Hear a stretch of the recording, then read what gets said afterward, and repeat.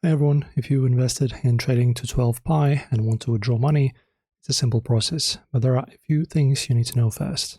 Open the Trading to 12 app or a website and sign in into your account. Also make sure you're on the Invest.Pi account where your money is located. And before withdrawing, you need to cash in your account, open your Pi, tap the investment you want to sell. Select Sell, choose the amount or number of shares, and confirm the sale. Once your funds are available as cash, go to Menu, Account, Withdraw Funds. You can usually withdraw to your linked bank account. Enter the amount to withdraw, as shown in here, and confirm the bank details. And also, Pi withdrawals require selling shares first. You cannot withdraw invested shares directly.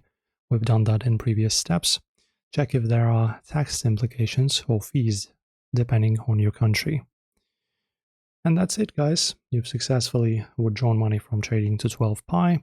If this guide helped you, hit like and subscribe, and comment below if you want me to make a full walkthrough on depositing and reinvesting in Pis.